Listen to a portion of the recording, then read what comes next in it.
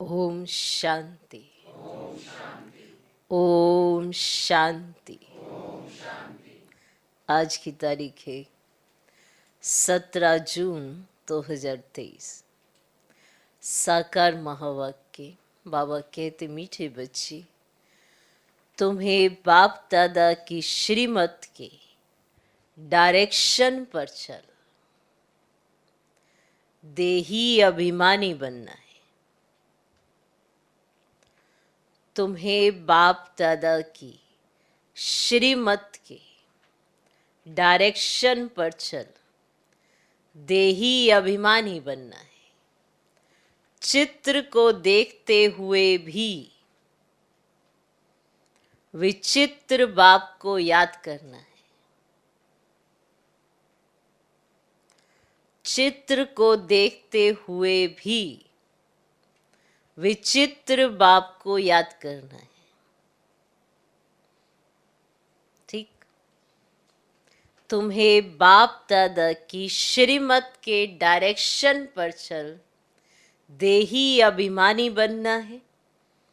चित्र को देखते हुए भी विचित्र बाप को याद करना है। आज का प्रश्न, किस एक के बलिहारी के कारण, किस एक बलिहारी के कारण, माना ऐसी कौन सी बलिहारी है, एक के नहीं, किस एक बलिहारी के कारण तुम बच्चे लकी स्टार्स गाए हुए हो? किस एक बलिहारी के कारण, माना ऐसी कौन सी बलिहारी आप बच्चे करते हो जिससे आप लकी स्टार्स गए हुए हो? उत्तर, पवित्रता की बलिहारी के कारण। पवित्रता की बलिहारी के कारण तुम इस अंतिम जन्म में पवित्र बन भारत को पवित्र बनाने की सेवा करते हो। तुम इस अंतिम जन्म में पवित्र बन भारत को पवित्र बनाने की सेवा करते हो। इसीलिए तुम लकी स्टार्स, देवताओं से भी ऊंच हो। इसीलिए तुम लकी स्टार्स, देवताओं से भी ऊंच हो। तुम्हारा ये जन्म हीरे जैसा है। तुम्हारा ये जन्म हीरे जैसा है। तुम बहुत ऊंच सेवाधारी हो। ब्रह्मा की आत्मा इस समय श्री कृष्ण से भी ऊंच है। ब्रह्मा की आत्मा इस समय श्री कृष्ण से भी ऊंच है, क्योंकि वे बाप की बनी है। क्योंकि वे बाप की बनी है। श्री कृष्ण तो प्रारब्ध भोगते हैं। ब्रह्मा की आत्मा इस समय श्री कृष्ण से भी ऊंच है, क्योंकि वे बाप की बनी है। श्री कृष्ण तो प्रारब्ध भोगते हैं। क्लियर? किस एक बलिहारी के कारण तुम बच्चे लकी स्टार्स गाए हुए हो? उत्तर, पवित्रता की बलिहारी के कारण तुम इस अंतिम जन्म में पवित्र बन भारत को पवित्र बनाने की सेवा करते हो। इसीलिए तुम लकी स्टार्स, देवताओं से भी ऊंच हो। तुम्हारा यह जन्म हीरे जैसा है। तुम बहुत ऊंच सेवाधारी हो। ब्रह्मा की आत्मा इस समय श्री कृष्ण से भी ऊंच है, क्योंकि वह बाप की बनी है। श्री कृष्ण तो प्रारब्ध भोगते हैं। आज का गीत है, आने वाले कल की तुम तस्वीर हो। ओम शांति। बाप कहे बच्चों प्रति, बाप भी निराकार, बच्चे भी निराकार है, परंतु ये जो साकारी चोला लिया है, इनसे पाठ बजाना है। ऐसे पाठ बजाने वाले बच्चों से बाप कहे अब देही अभिमानी बनो, अपने को आत्मा निश्चय करो। ऐसे ना कहो अहम आत्मा सो परमात्मा, ऐसे ना कहो। यही तो तुम बाप को 84 जन्मों के चक्र में ढकेल देते हो।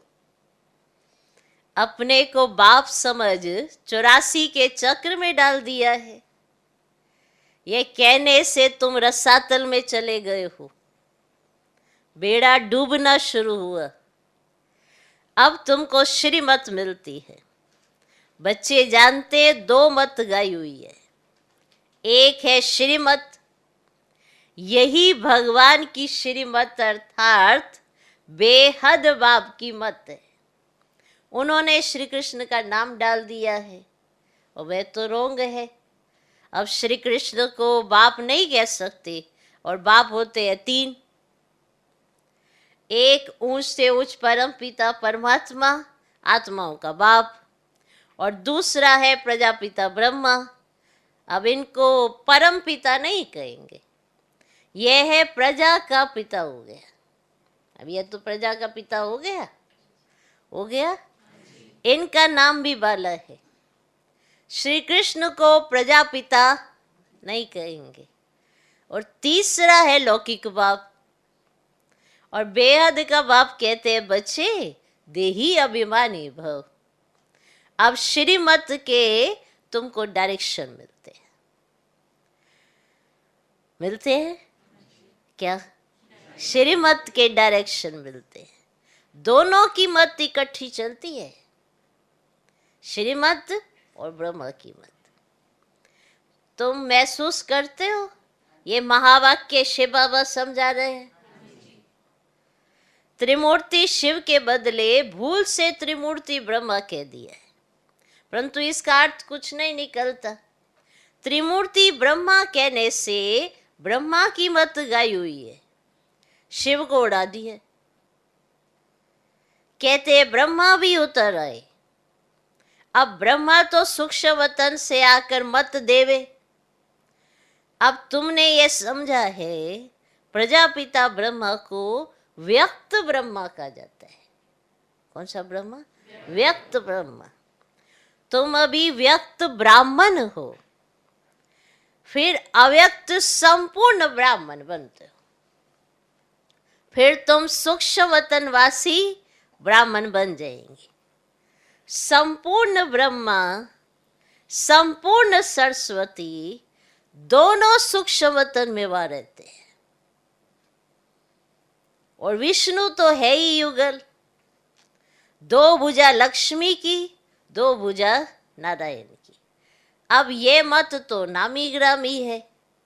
भगवानुवाच ब्रह्मा को मत देने वाला है शिव। इनका नाम रखा है ब्रह्मा। ब्रह्मा है यहाँ पतित दुनिया में, इनको ऊंच नहीं कहना चाहिए। विष्णु के 2 रूप लक्ष्मी नारायण, फिर यहाँ स्वर्ग में आते हैं। देव देव महादेव कहा जाता है ना, तो महादेव हो गया शंकर। बच्चे तो समझते शिव है ऊंचते ऊंच बाप, फिर सूक्ष्म वतन की रचना रचते हैं। मूल बात है श्रीमत पर चलना। ब्रह्मा भी श्रीमत पर चल इतना नामी ग्रामी बना।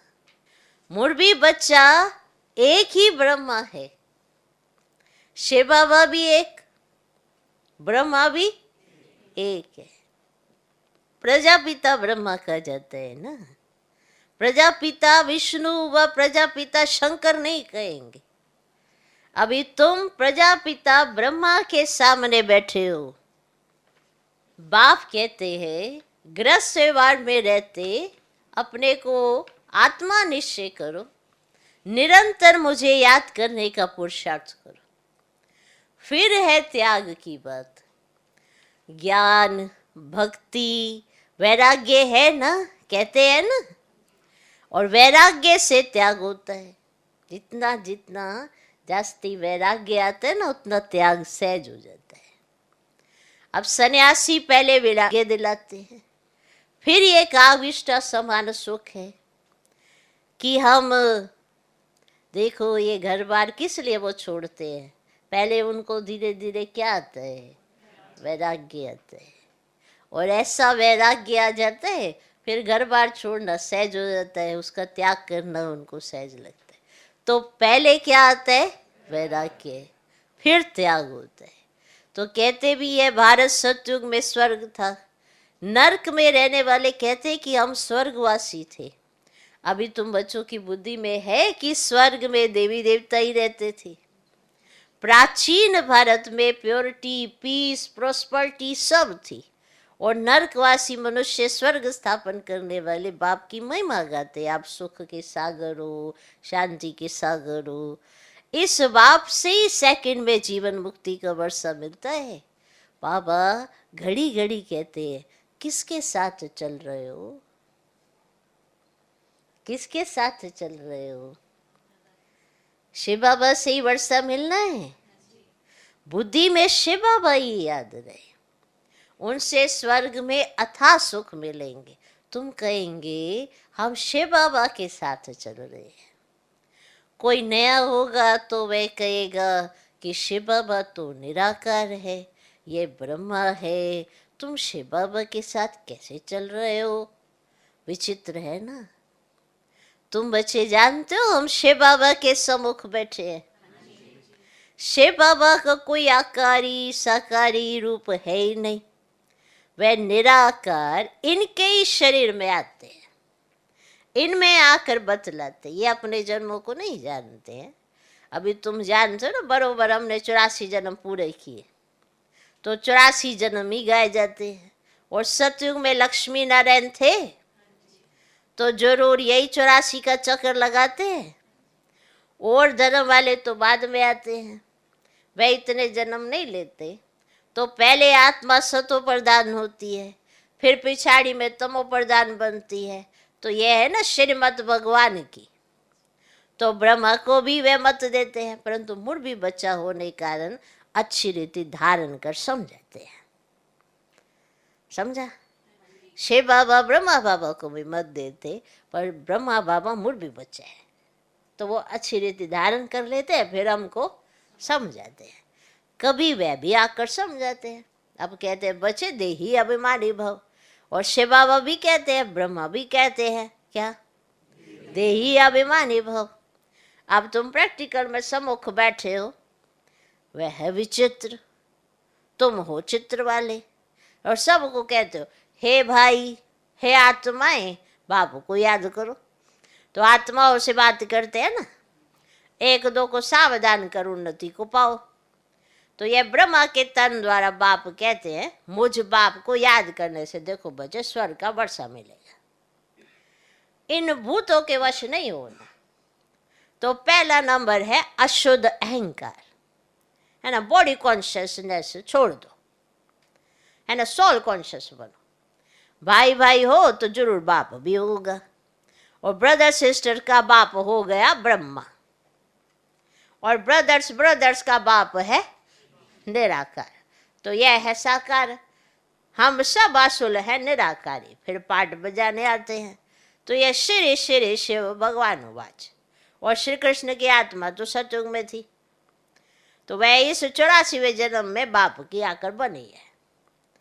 तो श्री कृष्ण की आत्मा से भी यह अच्छी हुई ना, है ना, क्योंकि इस समय सेवा करते हैं।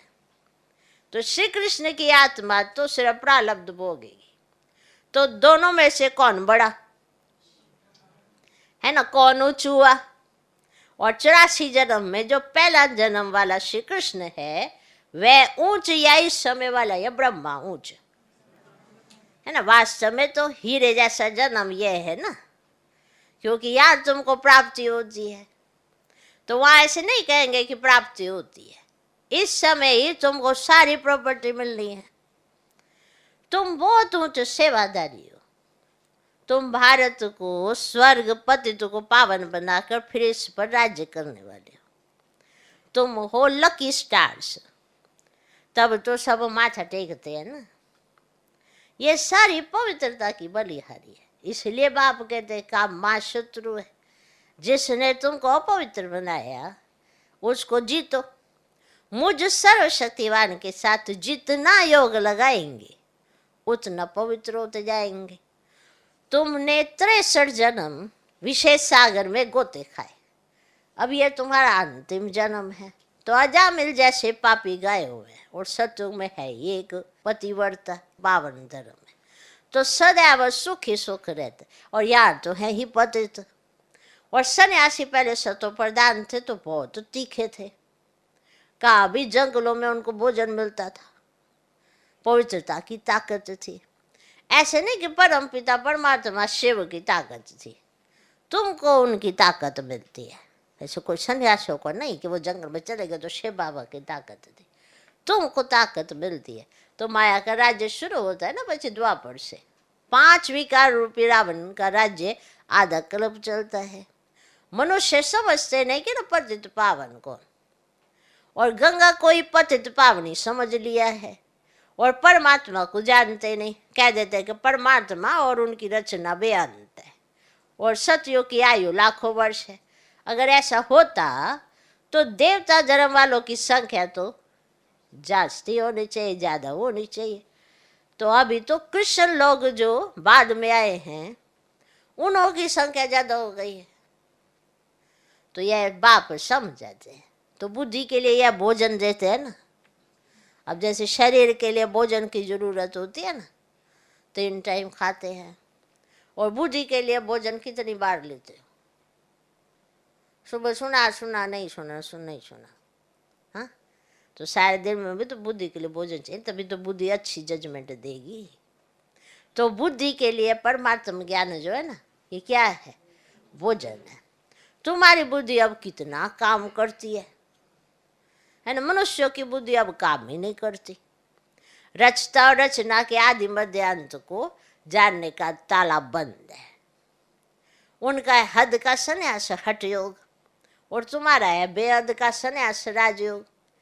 तुम राजाओं का राजा स्वर्ग के मालिक बनते हो। इस समय जो पतित है वह थोड़े ही राज बताएंगे। अब गीता सुनाते हैं, 18 अध्याय का कितना लंबा अर्थ बैठ निकालते हैं, कितनी गीताएं बनाई हैं, सबकी अपनी अपनी मत है, और गीता को समझ ही नहीं सकते। श्री कृष्ण भगवान ही नहीं, फिर गीता को समझे कैसे? कुछ भी समझते नहीं। अभी तुम जानते हो वह सब है ना भक्ति मार्ग के। 5 भूतों ने अजामिल जैसा पापे बना दिया। नंबरवार तो होते ही हैं, एक जैसे तो होते ही नहीं। अब समझाए जाते हैं भगवान एक है, वे आकर राजयोग सिखलाते हैं। लक्ष्मी नारायण और उनकी डिनाइस्टी तमो प्रधान से सतो प्रधान बन रही है, और वर्ल्ड की हिस्ट्री ज्योग्राफी फिर से रिपीट होनी है। पहले तो निश्चय चाहिए, बाबा बस अब हम तो आपकी श्रीमत पर चलेंगे।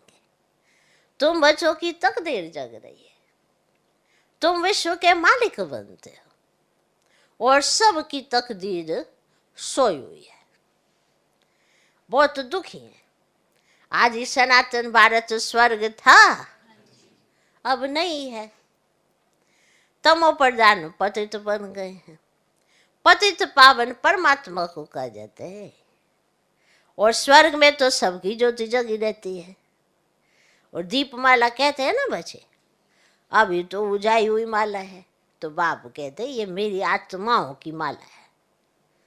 तो पहले आत्माओं की माला बनाता हूँ, फिर विष्णु की माला बनाता हूँ, और शिव बाबा बनाते ब्रह्मा द्वारा। अब यह भी समझाया है, और ब्राह्मणों की माला नहीं बन सकती, क्योंकि कभी आसमान पर चढ़ते रहते और कभी नीचे गिरते रहते। हाँ, कभी तो देखो स्थिति ऐसे आसमान जितनी, और कभी तो देखो ऐसा लगेगा नहीं कि क्या कर रहे हैं, है ना। निश्चय बुद्धि से बदल संशय बुद्धि बन पड़ते हैं। आज पक्के ब्राह्मण है, और उनको आप समान बनाते हैं, और कल शूद्र बन जाते हैं। इसलिए शिव बाबा कहते हैं ब्राह्मणों की माला बन नहीं सकती है। तुम पुरुषार्थ करते हो रुद्रमाला बनेंगे, इसलिए योग लगाना है। योग पूरा होगा तो बुद्धि रूपी बर्तन पवित्र होगा तो धारणा भी होगी। और बाप को याद करने से तुम वर्षा लेते हो। तुम्हारी आँख वर्षे में चली जाती है। जैसे लौकिक बाप के बच्चों की वो भी नजरें वर्षे में जाती है ना। लौकिक बाप के जो बच्चे होते हैं ना, तो बच्चे की नज़र वर्षे में चली जाती। लौकिक बाप को देखते तो प्रॉपर्टी दिखाई पड़ती होगी, हाँ? तो वर्षे में नजर जाती। कोई कोई बच्चे कहते हैं ये बूढ़ा कब मरेगा, है ना, तो हमको मिलके तो मिलेगी, हाँ? और कोई कोई बाप ऐसे मनहूस होते हैं जो बच्चों को कुछ देते ही नहीं, स्त्री को घर खर्च भी नहीं देते। ऐसे बाप भी कोई मनहूस होते हैं। और बाप कहते मूल बात है, देखो बच्चे निश्चय बुद्धि बनो। तुमने विचित्र का हाथ पकड़ लिया है। इस चित्र द्वारा कहते हैं मुझे याद करो। तुम्हारी जिन जैसी बुद्धि होनी चाहिए। शिव बाबा परम धाम में रहते हैं ना, अभी शिव बाबा मधुबन में मुरली चलाते होंगे। घड़ी घड़ी शिव बाबा को याद करना पड़े। अभी तुम यहाँ बैठे हो, वही कहते हैं माँ में कम याद करो तो तुम मेरी माला का दाना बन जाएंगे। अब यह है रुद्र ज्ञान यज्ञ, इसमें ब्राह्मण भी जरूर चाहिए। और शास्त्रों में कोई यह लिखा हुआ ही नहीं है कि जगदम्बा ब्राह्मणी थी। शास्त्रों में लिखा ही नहीं कि जगदम्बा ब्राह्मणी थी। तो ये बाप भी समझाते हैं, परंतु माया भी बड़ी तीखी है। निश्चय होते होते माया फिर झट संशय में ला देती है। फिर श्रीमत लेने लिए बुद्धि चलती ही नहीं है। उनका पद भी भ्रष्ट हो जाता है। अब चढ़े तो चाखे बैकुंठ रस और गिरे तो चकनाचूर। प्रजा में भी कम पद। तुम हो लकी ज्ञान सितारे, तुम्हारे ऊपर बहुत रिस्पॉन्सिबिलिटी है। बाबा कहते खबरदार रहना, विकार में नहीं जाना। और तुम्हारा धंधा है पद को पावन बनाने का। कोई को भी दुख मत दो, सदा सुखी बनाने। तो बाप बचे बचे कहकर समझाते हैं, फिर भी बुजुर्ग है। बाबा बच्चे बच्चे कहकर समझाते हैं ना, समझा बच्ची समझा बच्चे, ऐसे बाबा समझाते हैं, फिर भी बुजुर्ग है। इनकी आत्मा को भी बच्चा कहेंगे। अब शिव बाबा इनकी आत्मा को भी बच्चा कहेंगे, तो ये आत्मा भी उनको बाप कहती है। कदम कदम श्रीमत पर चलना है। सेंटर्स सब शिव बाबा के हैं। सेंटर्स सब शिव बाबा के हैं, किसी मनुष्य के नहीं। शिव बाबा ही इन द्वारा स्थापना कर रहे हैं। अच्छा, मीठे मीठे सिकिलदे बच्चों प्रति माता पिता बाप दादा का याद प्यार और गुड मॉर्निंग। रूहानी बाप की रूहानी बच्चों को नमस्ते। हम रूहानी बच्चों की भी रूहानी बाप को नमस्ते नमस्ते नमस्ते। Good morning good morning good morning. तो सेंटर सब के बाबा के हैं। ये बहन का, उस बहन का, इस बहन का, किसी का नहीं है। किसी मनुष्य का नहीं है सेंटर, सब शिव बाबा के सेंटर्स है। ओके, तो सब कुछ तो मुरली में ही है। ओके, बाबा की समझानी सब कुछ या किसी प्रश्नों के उत्तर भी मुरली में है। पर कई बार हमारी बुद्धि की तार बाबा के साथ नहीं जुड़ी होती, तो सब बड़ा सिंपल प्रश्न का उत्तर भी हम नहीं ढूंढ पाते। इसलिए हमें ये नहीं लगता है कि हम करें तो करें क्या।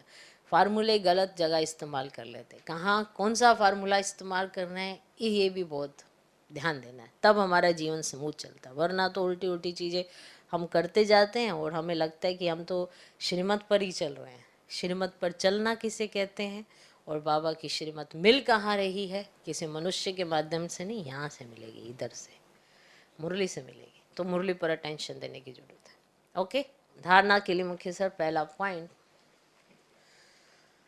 बुद्धि को रोज ज्ञान का भोजन दे, शक्तिशाली बनाना है। देखो, बुद्धि अच्छी होगी, ज्ञान अच्छा अंदर बिठाया होगा, तभी तो आप जज कर पाओगे ना।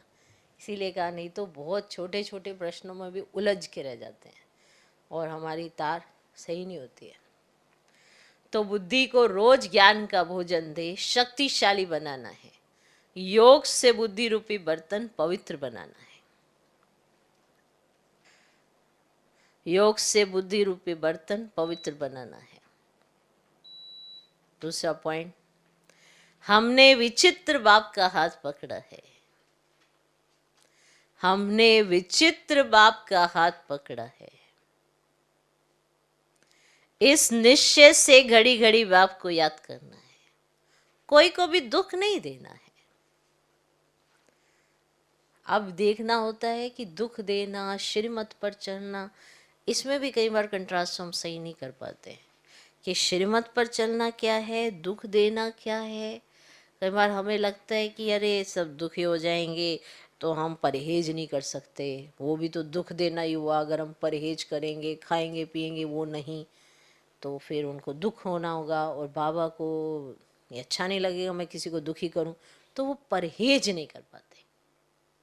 उनको मना, उनकी बुद्धि में इतनी ताकत नहीं हो पाती कि वो ये जज कर पाए कि दुख देना किसे कहा जाता है।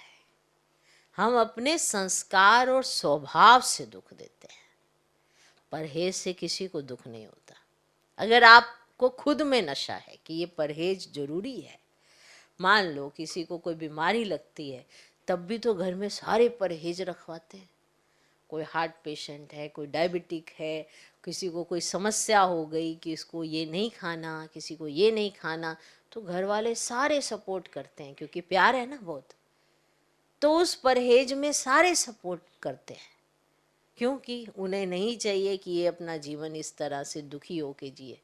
तो वो सारे खान पीन में पूरी सपोर्ट करते हैं। वहीं अगर ज्ञान में आप किसी को कहो कि हमको इन सब चीज़ों का सेवन नहीं करना है, इसमें नहीं, तो वो दुखी कैसे हो सकते हैं। ये हम ये सोच लेते हैं कि हमारे इस तरह के परहेज से उनको दुख हो रहा है।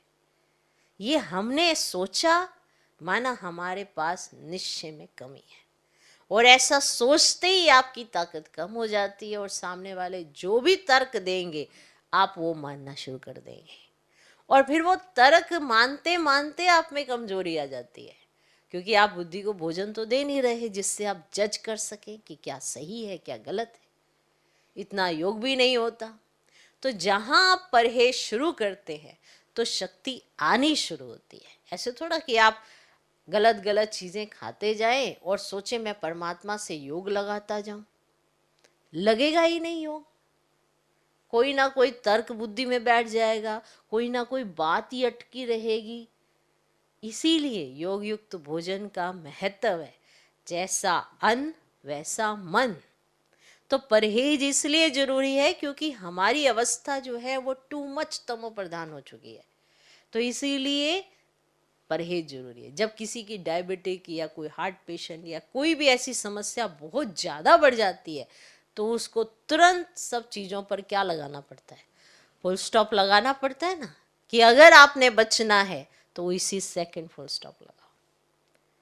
तो हमें भी तो बचना है, हमें भी तो सतो प्रधान बनना है, तो तुरंत फुल स्टॉप लगाना पड़ता है। ये नहीं कि धीरे धीरे, पहले हम पका के खाते थे, अभी कच्चा खाते, फिर कच्चा छोड़ा, फिर पकाया छोड़ा, फिर ये छोड़ा, फिर बाहर का छोड़ा, फिर अंदर का नहीं छोड़ा, फिर इधर का छोड़ा, फिर उधर का नहीं छोड़ा।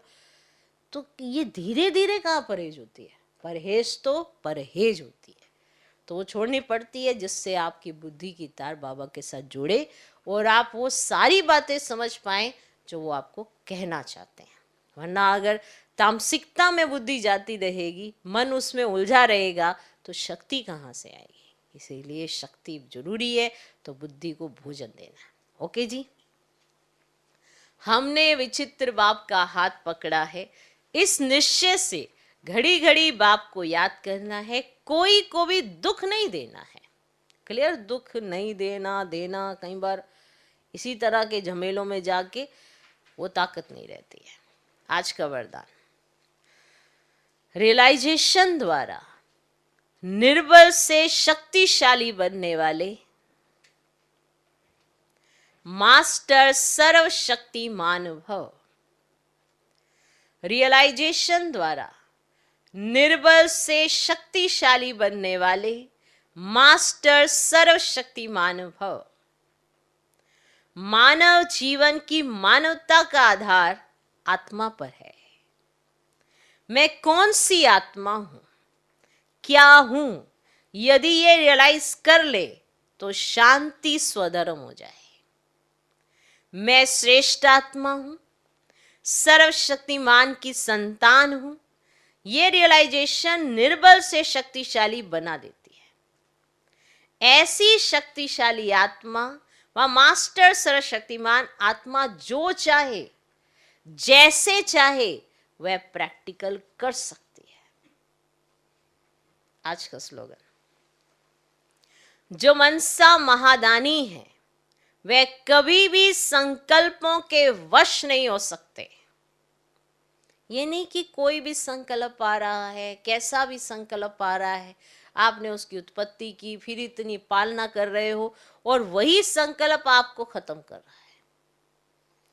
संकल्प क्या रचना है, क्या नहीं रचना, आपको पता होना चाहिए। तो किस संकल्प को आप रचते हैं, कैसे उसकी पालना करते हैं, कैसे वो आपको सपोर्ट करता है, तो उसी मनसा से आप महादानी तभी बन पाते हैं। अगर आप श्रेष्ठ संकल्पों को जन्म देंगे तो नेचुरली प्रकृति को, वायुमंडल को, मनुष्य आत्माओं को, सबको सहयोग देंगे, सबको कुछ ना कुछ दान देंगे, तो हो जाएंगे ना महादानी। जब मनसा इतनी शुद्ध होगी तो फिर और तो कोई संकल्प आप करेंगे ही नहीं।